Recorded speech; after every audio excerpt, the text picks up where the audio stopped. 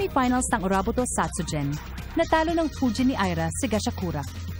Pagkatapos ay nilabanan naman niya si Magensha, ang pinakamalakas sa pangkat ng Uruhama. Subalit wala siyang nagawa sa kapangyarihan ni Magensha at tuluyan na siyang hinigop sa lugar ng kawalan ng kalaban. Nang malaman niyang buhay pa si Aira, umalis si Reka upang mailigtas ang kaibigan. At ngayon si Max ay naiwan upang harapin ang tusong kalaban na si Magensha. Nang mga oras ding yun, isang maitim na balak ang ipapatupad at kasangkot si Ana Yanagi. Walang kamalay-malay ang dalaga sa mangyayari sa kanya. Flame Dragon Combo, ang kalaban sa labas ng ring. Nagsisimula na po ang laban at papasugod na ngayon si Max sa kalaban.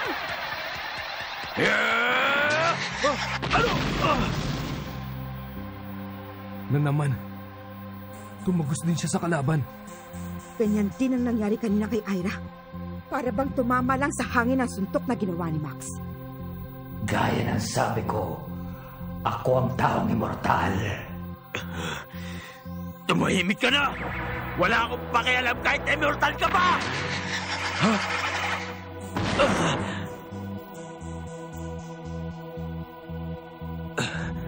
Okay lang sa akin yun. Dahil ikaw lang ang taong lumoko sa akin ng ganyan! Sinungaling ka! Ilang beses ka na nga naming niloloko pero hindi mo malang nalalaman! Ha? Tumigil ka nga! Sino ba talaga ang kakampi mo? Kami o sila? Huwag kang tatalikod sa akin kapag nakikipaglaban. Ha? Ah! Ah!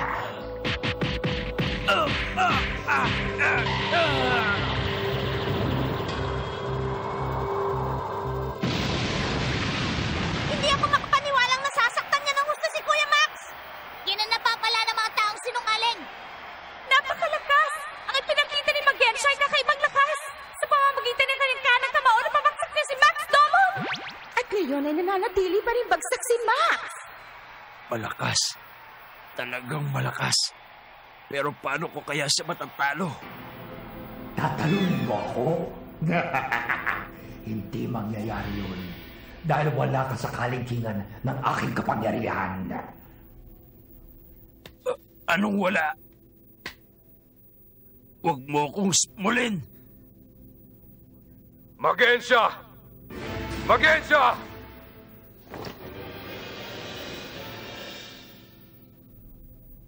Ginoong Mori! Iwanan mo na ang labang ito. Abala sila sa laban at sa paghahanap kay Aira. Kaya walang nagbabantay ngayon sa ating target. Kaya ngayon, pagkakataon mo na! Kung kailangan ipatupad ang mga plano ngayon, gagawin ko.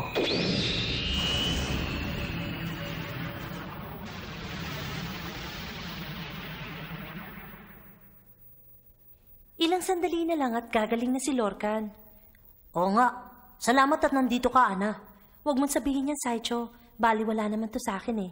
Ito lang ang maitutulong ko sa aming pangkat. Ha? Oh, Ana, may problema ba? Saicho, sa likod mo! Ah! Ah! Ah! Teka, sino ka bang talaga? Ha? Nuno Sarashi! Ah! Ah! Sancho!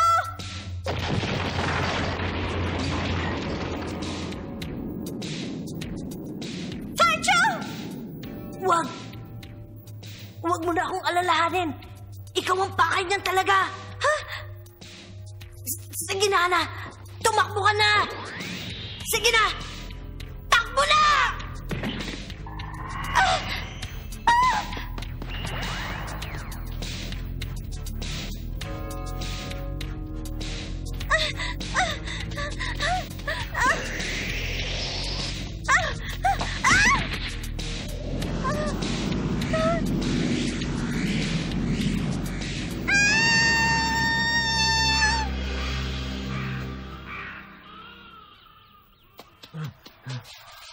Kilala ko yun ah.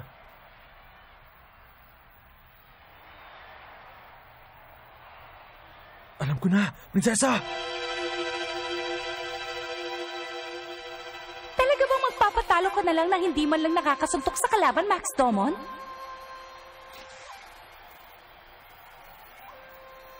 At si Magensha ay walang ginawa kundi titigan na lamang si Max. Nakakatakot siyang kalaban. Hindi na siya dapat tumayo. Dahil hindi na siya pagbibigyan ng aking kapatid.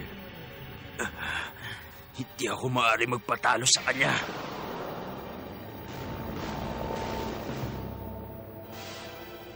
Itinaya ni Aira ang kanyang sarili para sa akin. Kahit na hindi pa niya kaya, hinarap pa rin niya si Magensha. At para mailigtas ko si Aira mula sa lugar ng kawalan, kailangan ko manalo sa labang to. Para kay Aira! Ngayon ay nakatayo na si Max Domon! Mabuhay ka, Max! Ang kulit! Sabi ng hindi obra ang suntok ni! Sumusugod na rin po si Magensha kay Max! Tatalunin kita para mailigtas ko ang aking mahal na si Aira! Wow! Tinamaan din niya ang maskara ng kalaban! Nasaktan din niya si Magensha!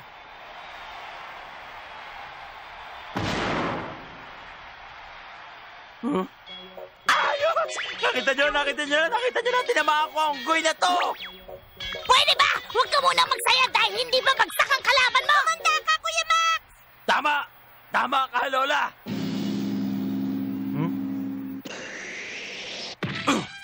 Ngayon ang panalo mo! Imposible. Hindi ganyang kadaling matalo ang kapatid ko. Gagawin kong pambukas ng lata ang kamao ko para mabuksan niya maskara mo! Nabuhayan pong muli ang mga tagahanga ni Max! May masamang nangyari kay Magensha. Nawala ng pandigmang aura ni Magensha. Hindi na siyang Magensha kalaban ni Max. Tama ka. Maaaring nakaisip siya ng paraan para makalabas sa kanyang katawan. Imposible yon. Hindi naman natin siya nakitang lumabas ng ringa. At wala rin siyang panahon para makipagpalit sa iba. Pero ang nilalang na yan, imposibleng si Magensha pa rin ang nilalang na yan. Kung tama ka nga, hindi ko na alam kung anong nangyayari. At kung hindi yan ang totoong Magensha, nasaan na kaya siya? Masama ito.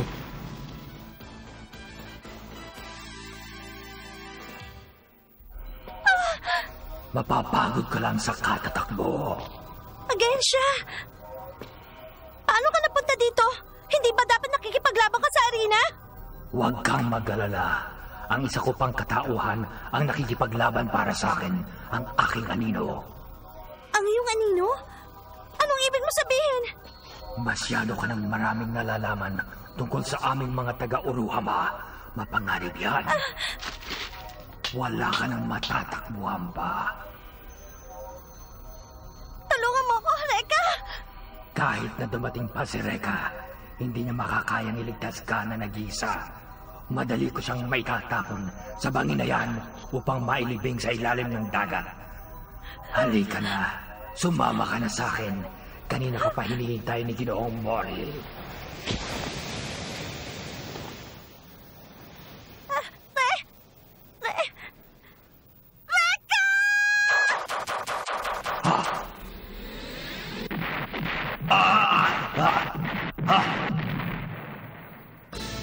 Talagang matibay nga yung maskara mo dahil nakayanan niya ng fireball ni Nadare.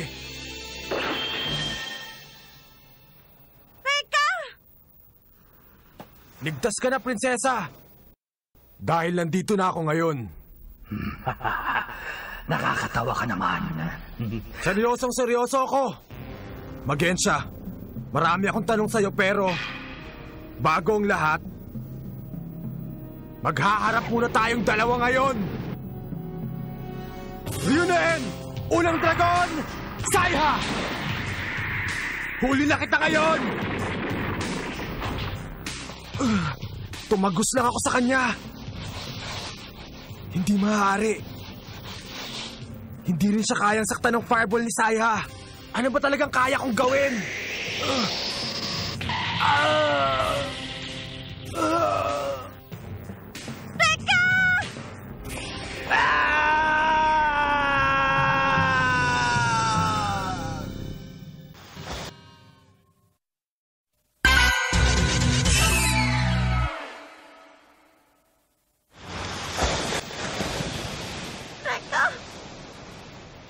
Isa siyang hangal.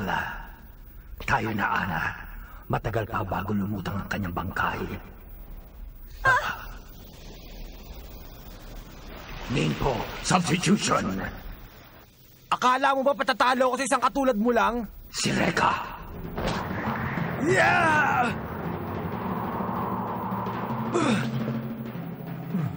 Bakit ka nabigla? Kung kaya maging dalawa, kaya ko rin gumawa ng isa pang katulad ko. Baliwala yan sa akin. Walang nagawa ang iyong mga Flame Dragon sa akin, kaya walang dahilan para ako matakot sa'yo. Hindi mo ako matatalo. Kanina yon. Subukan mo ngayon ang sikreto ko! Tingnan natin ngayon kung hanggang saan ang tigas mo. Heto na sila!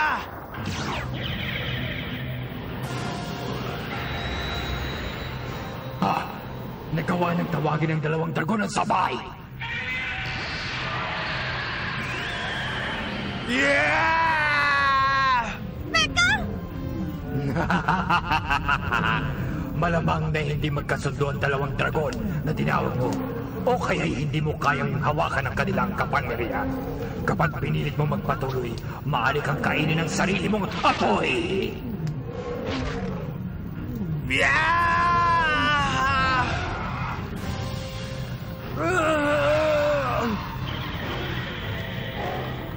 Ano ba ang problema mo, Saya o Mura?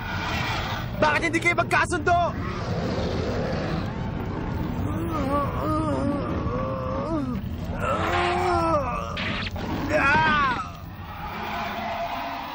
Ang iyong kakulangan ng kakayahan ang nagdala sa iyo sa kabiguan. Nasayang lang ang iyong pagod dahil hindi mo naman pala kaya. Isa ka lang baguhan, ngayon ay mararanasan mo ang nangyari kina Aira at sa iba ko pang mga kasama. Sino? Sinong tinatawag mong baguhan? Kumanta ka!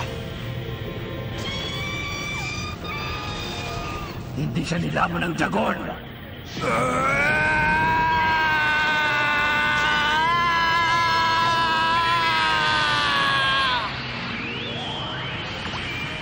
Hindi! Ngayon na!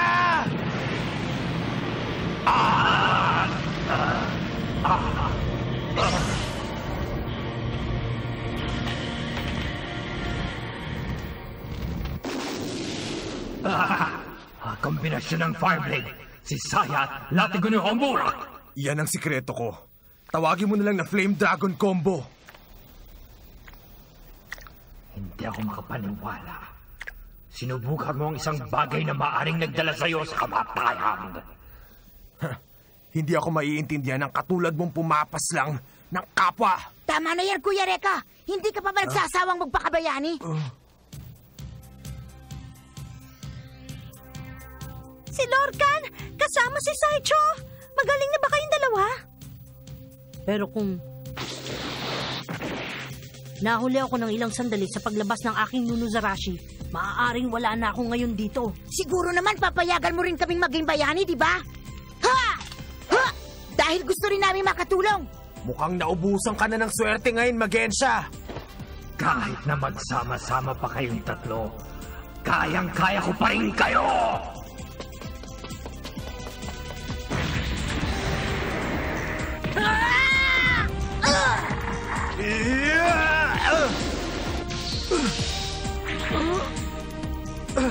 Prinsesa!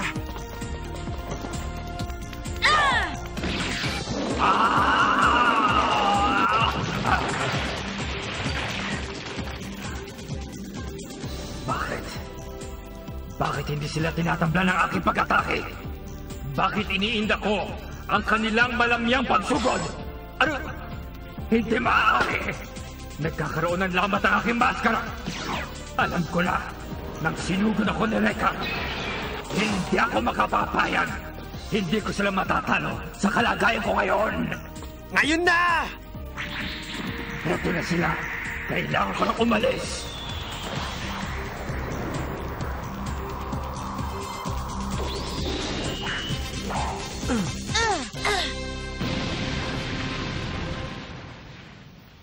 Kinailangan pa ang pinagsamang pwersa nating tatlo para lamang matalo ang isang yan. Ngayon, malalaman natin kung sino siya talaga.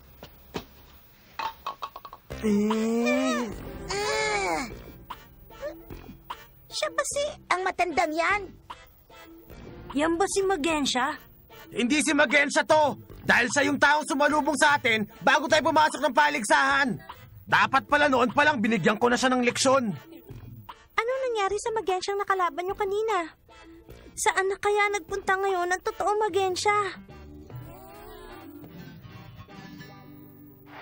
Peace, Bahan! Peace! Talagang nagkakabigla po mga kaibigan. Si Magensya ay nawalan ng malay dahil sa pag-atake ni Max. Palagay ko hindi na siya muling makakabangon pa. Ayan na siya! Sasabihin na ng tagahatol ang desisyon sa labang ito. Si Magensya ng Uruhama ay hindi na muling makakabangon. Kung gano'n ang nanalo sa laban ito ay si Max Domon. Hindi! Ha? Hindi pa tapos ang labang ito. Yan ang pandigmang ora niya. Bumalik na ang totoong Magensya. Si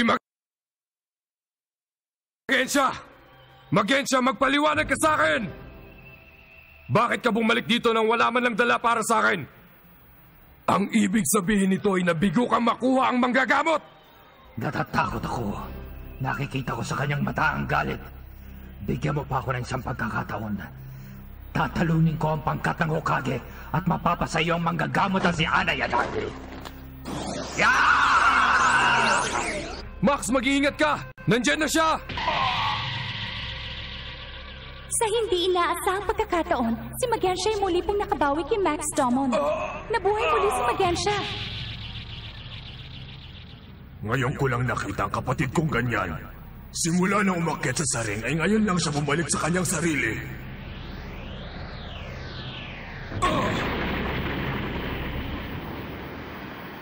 At ngayon muli na namang bumagsak si Max Domon. Kakaibang kapangyarihan. Pero ang hindi ko alam ay kung kailan siya nakipagpalit. Para bang na-warp siya papunta dito. Warp ba ka mo? Paano kung nakalalakbay siya ng hindi napapansin dahil sa gamit niyang kanyang lugar na kawalan? Lugar ng kawalan?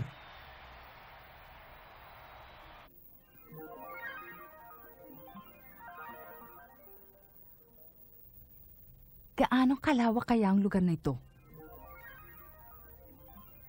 Para siyang libingan sa kalawakan. Sino yan? Kashimaru! Tsukishiro! Aira Kirisawa, pati ikaw nakulong din dito sa lugar ng kawalan? Ay, naka. Akala namin ikaw na si Magensya. Ha?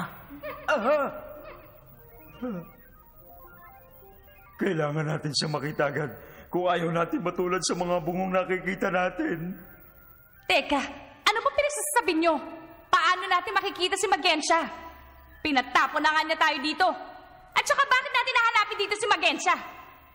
Nasa Satsujin Dome siya! Ha, relax ka lang. May katwiran kang magtanong ng ganyan. Pero ang lugar na ito ay napakaraming lihim at palaisipan na hindi pa nabubunyag sa'yo. Ha? Lihim at palaisipan? Tama ka. Dahil sa lugar na ito, nagtatago si Magensya. Ha?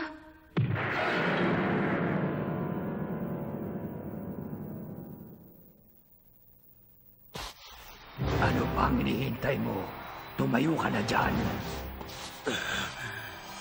Makikita mo. Huwag kang mag-alala. Hindi kita paglalaruan. May matibay na akong dahilan para tapusin na ang labang ito. Hindi rin ako patatalo sa'yo kahit na ano pa mangyari. Tingnan nyo! Kumikinang ng hustong simsing ni Kuya Max! Ayos na!